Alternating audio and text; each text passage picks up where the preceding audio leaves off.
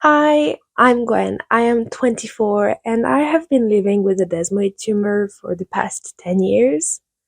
It's in my right thigh and her name is Felicia. I decided to make a video all about desmoid tumors because, first of all, it is a topic that is very important to me. Like I said, I've been living with one for the past 10 years, and although there is a lot of great videos made by scientists, doctors, nurses, I feel like there is a lack of videos coming from patients, which tend to focus more on the human side of the disease instead of the technicalities and the biology of it, which is really interesting, but it's not as important as the human side for a patient.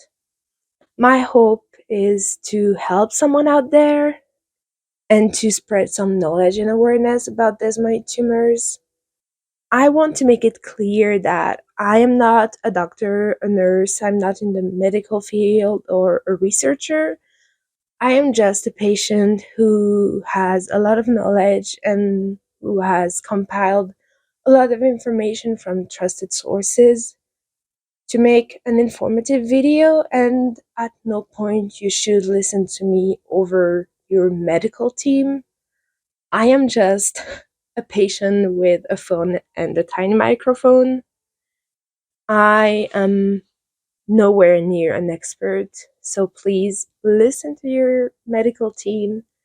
This is just for information. So, here we go. What are desmoid tumors? So, desmoid tumors have two other names, the first one being desmoid fibromatosis, and the second one is aggressive fibromatosis. From now on, I'm going to refer to them as desmoids, but it's the same. So, desmoids are a part of the sarcoma family, and a sarcoma is a type of cancer that comes from the bones and the soft tissues. But unlike most forms of sarcoma, desmoids are non-malignant, so they are benign. Depending on where you live, they might be called intermediate tumors, which means that they are locally very aggressive, but they do not have the risk of producing metastasis. Some people in the desmoid community refer to desmoids as cancer because they're invasive, but they are technically not a cancer. Desmoids arise from two types of cells, fibroblasts and myofibroblasts, which are cells that can be found in connective and soft tissues. And that explains why desmoids can occur anywhere in the body, but they are most commonly found in extremities, just like mine, and therefore they are less likely to be life-threatening, but they have the ability to wrap around vessels and organs quite easily, which can switch the situation. It's important to mention that desmoids have a high incidence of local recurrence. So, first of all, a recurrence is also known as a relapse, and it is local for desmoids. As an example, mine is in my thigh, so if I have a recurrence, it's going to stay local in my thigh area. It's not going to come in my arm or my torso. And a recurrence is not the same as a metastasis. It's a high incidence, but it's high compared to other types of tumors. It is not high as in almost everyone gets one. Your desmoid is going to be unique and behave on its own way, but as a whole, statistically, we've seen that about 20% of desmoid tumors regress on their own, 40 to 50% stay stable, and 30 to 40% progress. Desmoid tumors are rare. There is about 5 to 6 cases per million people. For the United States, it means that there is about 1,500 people diagnosed each year, which is not a lot. 1,500 people is like half a high school, maybe. I don't know. I'm not American, so don't quote me on that, but that's not a lot of people, which explains why we're lacking data and research. Women are affected more than men. The ratio is 2 to 1, and there is no racial or ethnic predispositions to desmoids. Most patients are between 15 and 60 years old, but desmoids can occur at any age. People who are affected by a condition called FAP are more likely to develop a desmoid tumor. 10 to 30% of the patients who have FAP will develop a desmoid tumor. Unless you have FAP, desmoid tumors are sporadic, which means the cause is unknown, but 90% of them have a mutation in the beta-catenin gene. It is actually the catenin beta 1 gene, not the beta-catenin gene, which is a CTNNB1 gene, and the most common points of mutations are T41A, F45S, and F45P. That's a mouthful.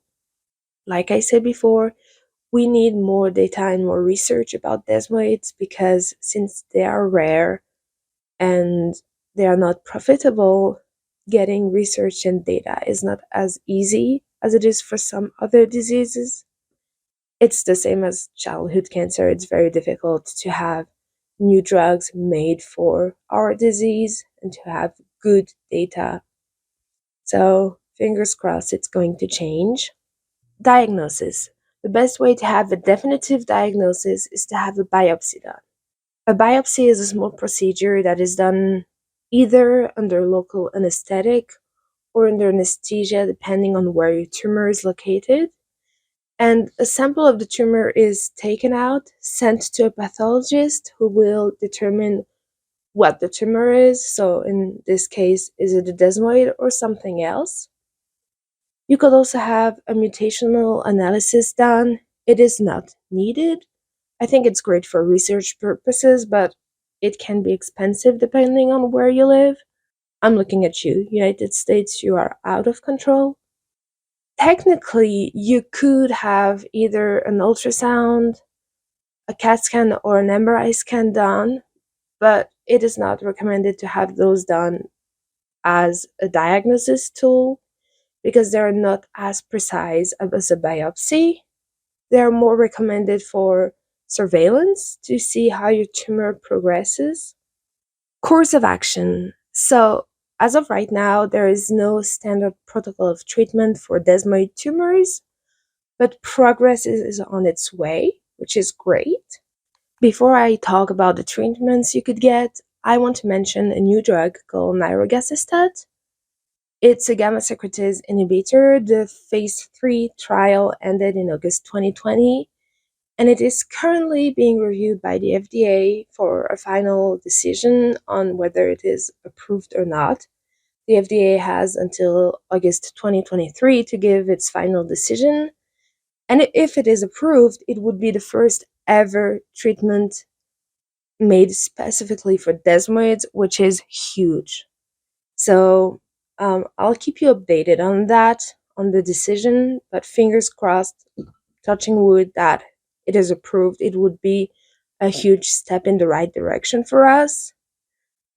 Okay, so now let's talk about the treatment. The first one is not exactly a treatment, it's called watch and wait.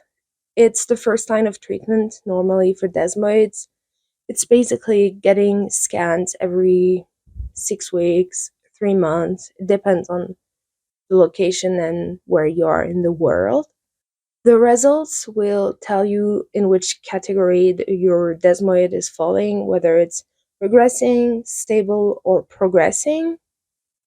If your tumor is progressing, so getting bigger, or if your symptoms are getting worse, you might have to start active treatment. And if not, you're gonna have to wait until your next scan to know how things are going. Like I said before, about 20% regress on their own, 40 to 50% stay stable, and 30 to 40% progress.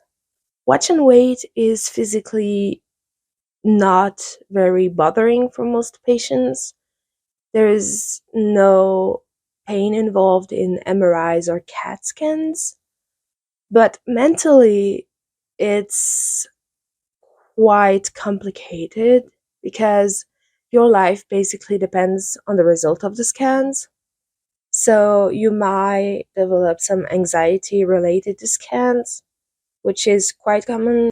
My friend Mary, who is a Ewing sarcoma survivor, has a really great video about scan anxiety that she made by teaming up with a bunch of teens who either had childhood cancer, chronic illnesses. I would really consider watching it so you can have an idea of what to prepare for. Don't be afraid to ask your medical providers for any resources they have, whether it's therapy, which can be a great tool. Maybe you need some medication for the exam or for the day preceding the exam. And something I'd like to mention, which might seem trivial, is that the exam in itself, the scan in itself, is not what causes the tumor to change. Your tumor is going to act however it wants. These scans are here to tell you what has been happening in your body. So maybe you could try to see it that way, and maybe it's going to help you, or maybe not, because it's a long game, it's complicated, and mentally it's draining. Historically, surgery used to be the first line of treatment, but since we've realized that 25 to 60% of patients who underwent surgery to remove their tumor ended up with a recurrence, since we realized that surgery has become a no-go because it does more harm than good, to get good margins, you have to take a lot of neighboring tissues, which leads to significant morbidity. Another type of treatment you could get is chemotherapy. You've probably heard of it. I'm here to talk a little bit more in details about it. So for desmoids, there are two types of chemotherapy: intravenous chemotherapy, also known as IV chemotherapy, and pill form chemotherapy. Chemotherapy works by targeting cells that replicate fast, which is what a tumor does. It's basically a bunch of cells that have not the stop indicator, so they keep replicating. But so does your hair, your immune system, and a bunch of other things. All of those fast replicating cells will be affected by chemotherapy since it cannot differentiate between your tumor and other types of cells, which is why a common side effect of chemotherapy is hair loss, which is probably one of the most heard about side effects. So this is why it happens. IV chemotherapy is a drug that is injected into your body through a central line. Most people will have a portacath inserted. It's a tiny device with a catheter that goes into your heart. Then there's a needle that accesses the portacath and sends the chemo through there. You could also have a PICC line in your arm. There are some patients who will only have an IV, a basic IV, but it is not recommended for the long term. Chemotherapy can be injected in a push form, which takes about a minute or two more if you take the time to rinse, to prep, and everything. But about maybe 20 minutes, that's how long it used to take for my push chemotherapies. Or you could have them in a bag that infuses over an hour or 2 hours, depending on how much you need. So that's me. And when I used to get Doxil, it's a fun color, it's not a fun drug. If you can hear a noise, it's my dog eating something that it doesn't like, that apparently, since I'm filming, it has to be eaten. Before receiving any intravenous chemotherapy, Before receiving any IV chemotherapy, you will have an appointment with your doctor to talk about your symptoms, how you're doing. They will check you up, make sure you are fit enough to get your chemo. It will obviously not be the same for pill form chemotherapy because you're not going to go every day to the hospital, but you will still have to go get some regular checkups for the same reasons. Intravenous chemotherapy involves more than just receiving the drug. First, your line will have to be rinsed to make sure you don't have any clots, that blood can be drawn and everything. It's to make sure the line works properly. Then you will receive pre-meds, which is often anti-nausea medicine. It could be allergy meds, depending on how you react to chemotherapy. Sometimes you might receive hydration as well, and then you will receive the chemotherapy. Once it's over, after an hour or two, your line will be rinsed again. It will be deaccessed, and you will be good to go home. Some of the IV drugs you could receive are Doxil. Doxil or Calyx is the liposomal form of doxorubicin, methotrexate, and vinblastine, but there are more. The pill form chemotherapy is mainly tyrosine kinase inhibitor based, so I'm not going to go into what it does, but it's an inhibitor often end in IB, pazopanib, sorafenib, and it's pills that you take every day at home. You do not have to go into the hospital to take them, which is great. You will still have to go to the hospital every 2 weeks, maybe more, maybe less, to have your blood checked to see how your immune system is doing, if you have an infection, if your body is still tolerating the chemo you have and the dose you're receiving. That is still something you will have to do. It's the same for IV chemotherapy. You get your blood levels checked the day of the chemotherapy to make sure your body is doing well enough to receive it. And then you can get the IV chemotherapy.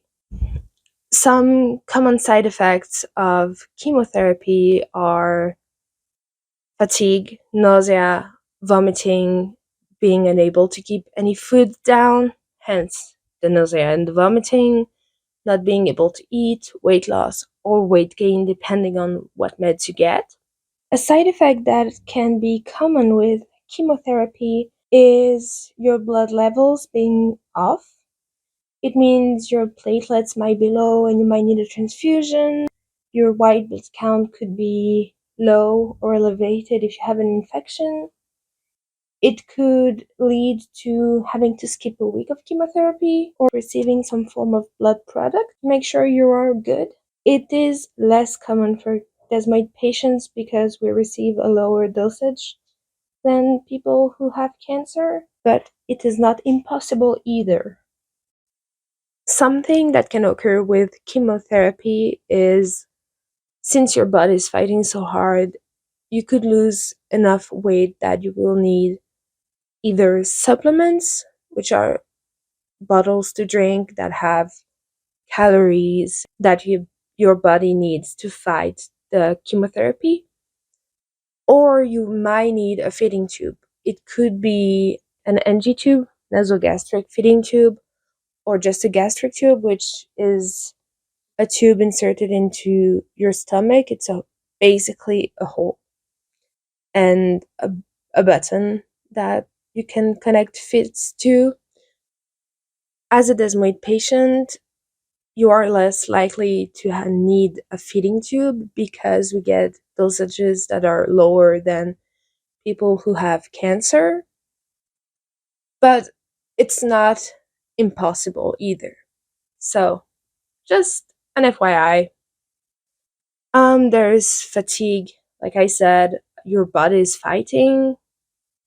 You could have hand-foot syndrome, which basically, in layman's term, is burning in your hands and your feet. You could have blisters.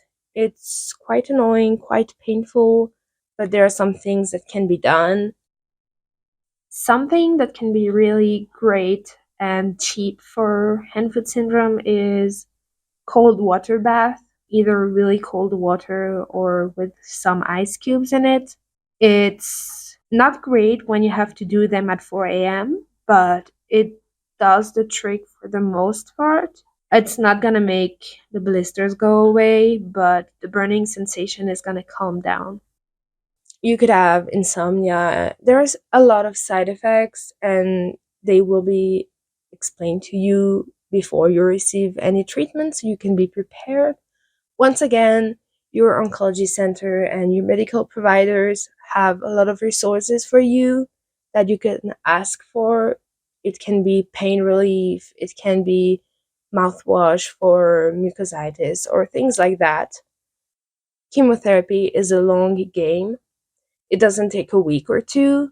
So I would again, yes, again, recommend therapy. It's great. It can help you cope with this huge change in your life, because chemotherapy is a big change. Your life is going to be flipped. You might not be able to do things you used to do with ease. You might have to stop driving. You might have to cancel plans with friends, stop going to events. Maybe your immune system is going to become, for lack of better term, trash. So seeing other people is going to be more complicated because of the risk of infections and things like that. So therapy is a great tool to help you navigate this journey. I don't like the term, but I don't know how to call it. So to navigate this journey you're on, it can be really, really effective. And most oncology centers have some specialized therapist that will be able to talk you through and know what you're gonna get. Chemotherapy has some short-term side effects, as I have mentioned them.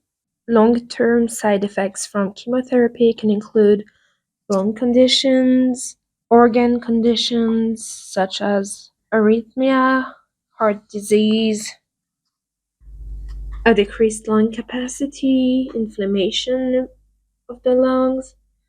Some other important ones are cognitive problems, also known as chemo brain. But this is not to scare you, this is just the reality of getting chemotherapy. The good thing is that being a desmoid patient, you will receive a lower dosage of chemotherapy than people who have stage 3 or stage 4 cancer, for example, which means it reduces your risk of long-term side effects. It dims them, but you are still at risk of getting those. A fourth type of treatment you could get is ablation. Okay, so my initial explanation of cryoablation was not really good, so enjoy a voiceover. So there are two kinds of cryoablation. The first one is percutaneous cryoablation, which means it's on skin level.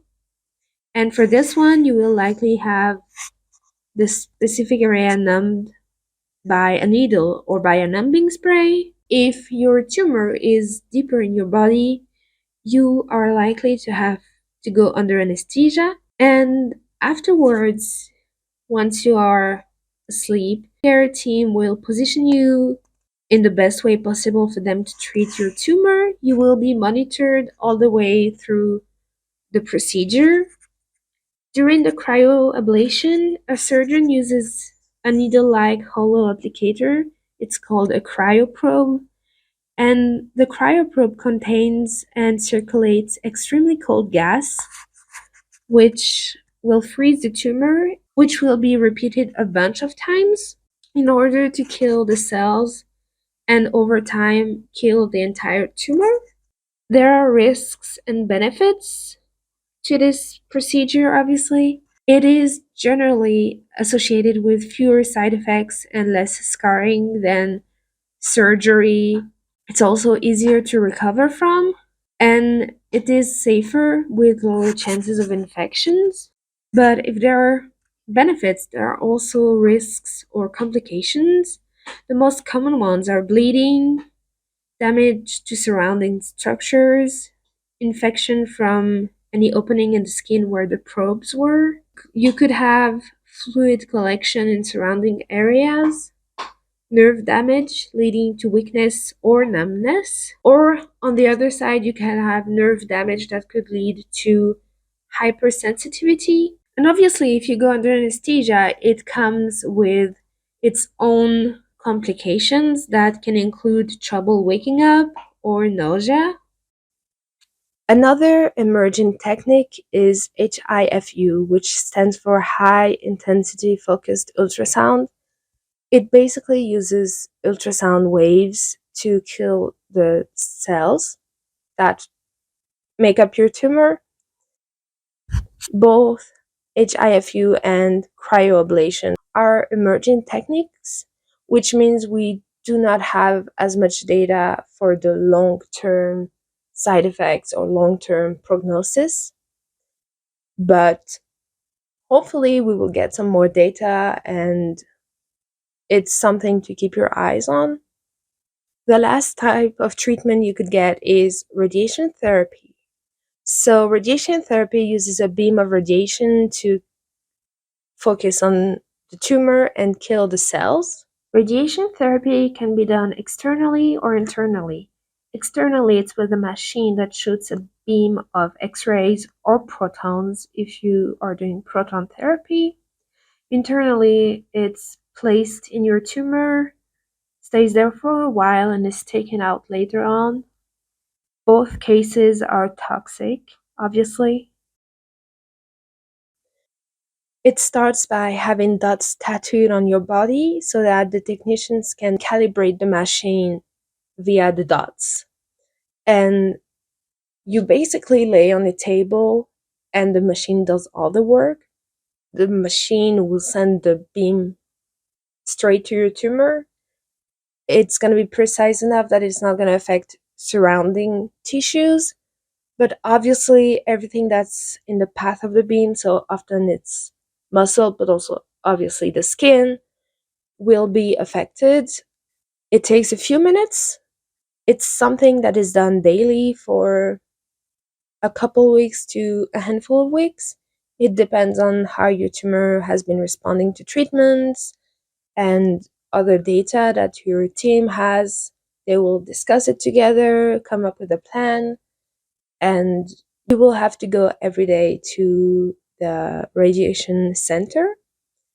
And then you are most likely gonna go home and nap because it's exhausting. Side effects can range from burning, second degree burns, pain, but also fatigue is a big one because radiation is, as you probably know, quite toxic. So your body is going to be fighting like crazy, and it's going to be incredibly tiring despite the procedure being quick.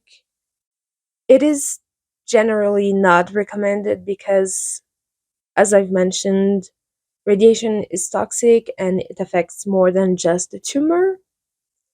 There is some long-term side effects that can be quite debilitating and can include secondary cancers, but it's a decision that has to be made on a case-by-case situation. For some people, it's the right choice and it is going to work. Newly diagnosed, what to expect. So, first of all, you will have to find an oncologist, or your GP will have to find you an oncologist. And an oncologist is someone who is specialized in cancers. It is recommended that you are treated by someone who knows about desmoid tumors. They're likely going to be a sarcoma expert since desmoids are part of the sarcoma family. And I would suggest that you find someone you trust and get along with because, as I've mentioned, battling a desmoid tumor is a marathon, it's not a sprint. And having an oncologist that you trust is very important. It can be not detrimental, but it can make a huge difference in your entire journey. It's better if you have someone that you can open up to, talk about your side effects, because some are not great and you don't necessarily want to have to talk about your poop to someone, but if you have someone you have a good relationship with, it's more easy to talk about weird side effects than someone you don't get along with. Obviously, you may not have a choice. You may only have one doctor who knows about desmoid tumors.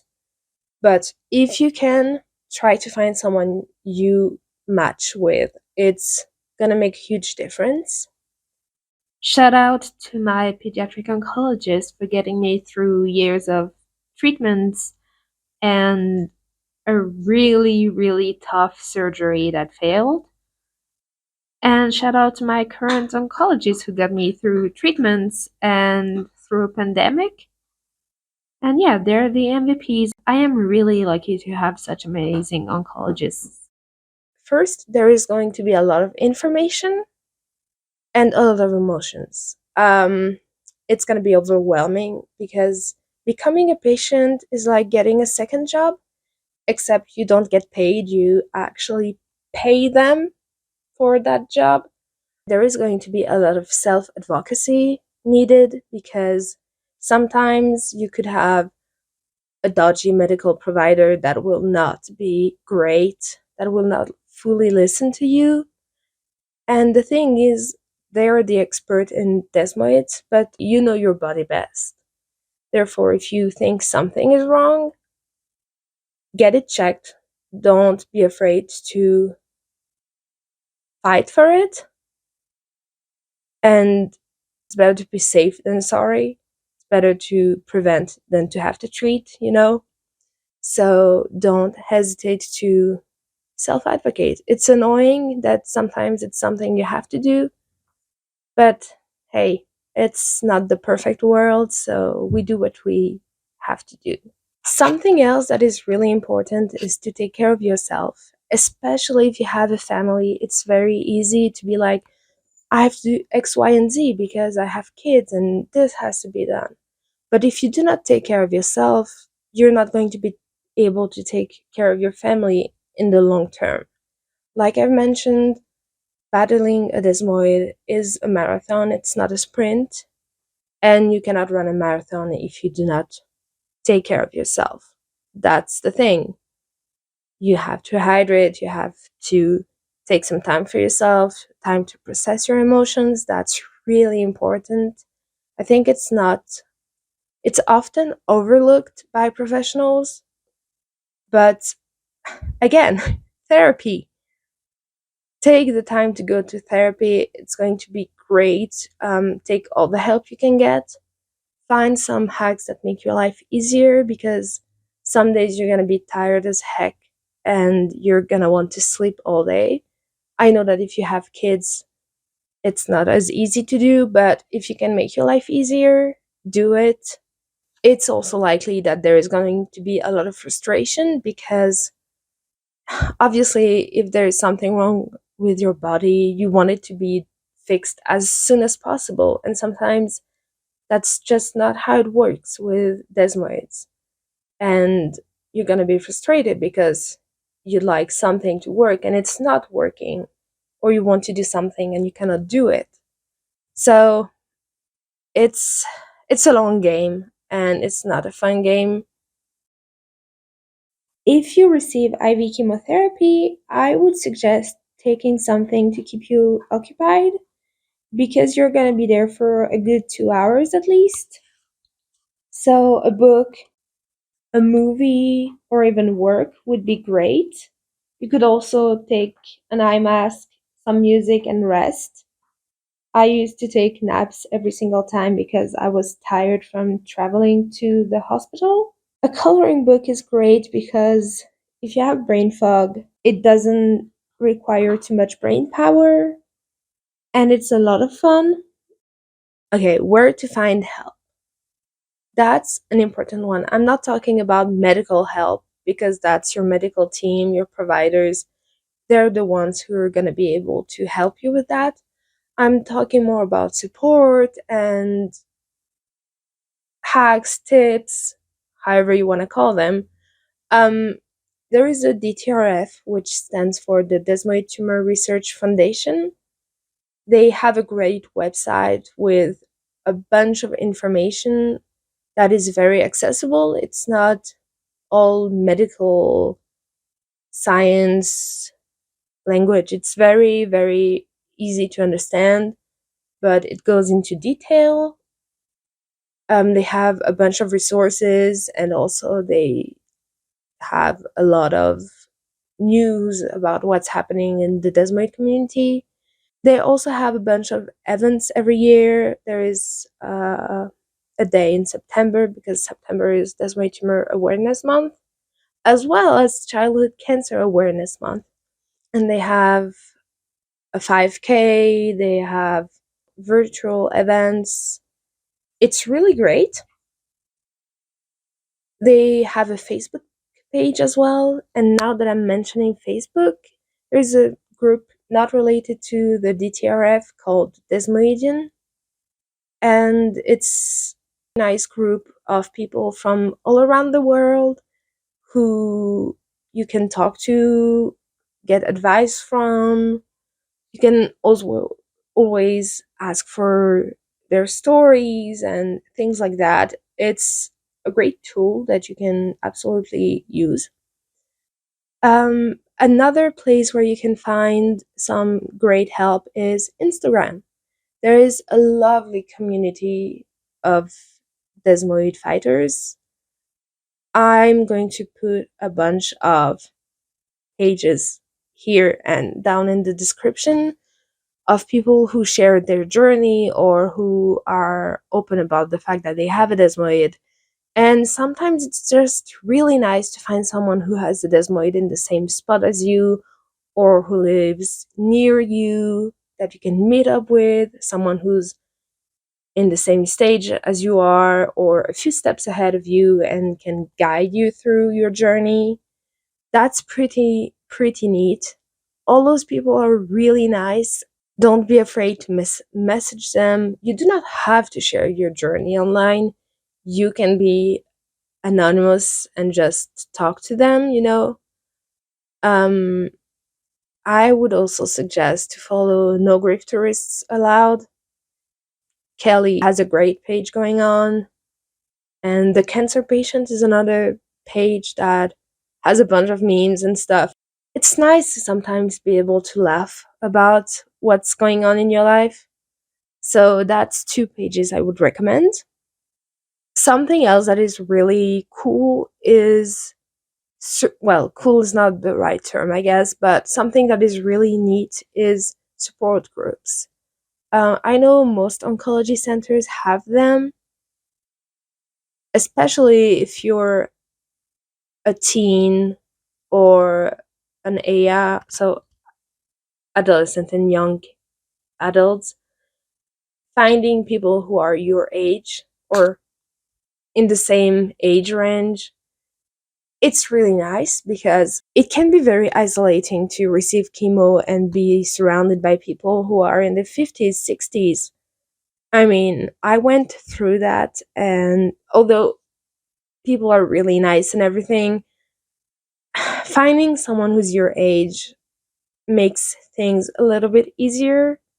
It makes you stand out a little bit less, and mentally, it makes a huge difference. So, most oncology centers have support groups, and depending on where you live, there's also support groups for siblings and family, which I think is very important, because although they're not the one who have the disease, it does affect them a lot.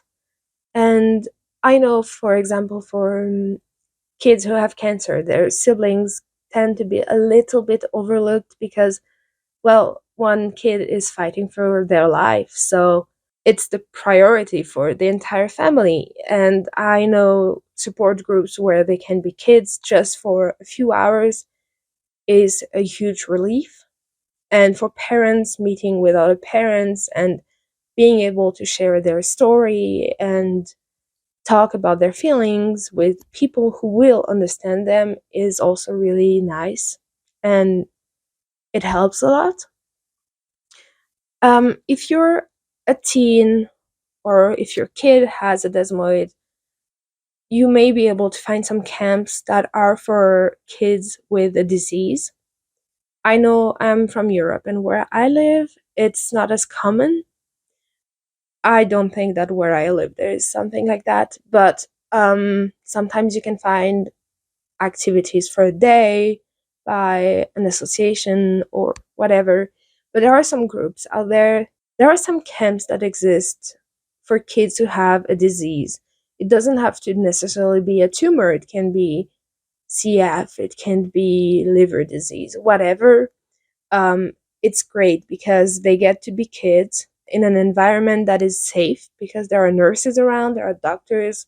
It's not in the middle of nowhere, but it's still far away from a hospital, so kids can enjoy, well, being kids, being teens, doing daily activities, and being safe. That's the most important part. They're safe, they get their medication. It's really nice. And I have a bunch of friends who went to those camps and made some really nice friendships, some lifelong friendships. So I would recommend trying to find something like that. It's really freeing to just be a kid or a teen for a day or a week. For young adults, I do not know if that exists, but if you find something, go for it. You're gonna be happy that you did it. It's gonna be a great experience. And like I said, you can make lifelong friendships, which is really nice. Being able to relate to people is not something that is common when you're sick. So take everything you can, and in general, take every service that is offered. If it's gonna help you, take it, take advantage of it. They're here for that. If the desmoid patient is a kid or a teen, I would suggest looking into foundations that grant wishes.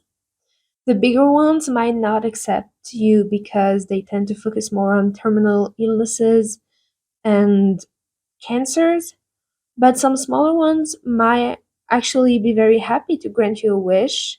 And as someone who has received a wish, I can tell you they make a huge difference in tolerating treatments, especially if it's on the longer term. Your doctors, nurses might know of some foundations that would accept you, so feel free to ask them for any advice. And they can also make the case for you and fill out most of the paperwork proving that yes, you are receiving treatment and you have this disease. They know all about it, so don't hesitate to ask them. Thank you so much for taking the time out of your day to listen to me talking about something that is so important to me. I truly appreciate it. If you have any comments or any video suggestions, please feel free to write them down below, to leave a comment, or come to Instagram to ask. I do read my messages quite often. And on that note, I hope you have a good one.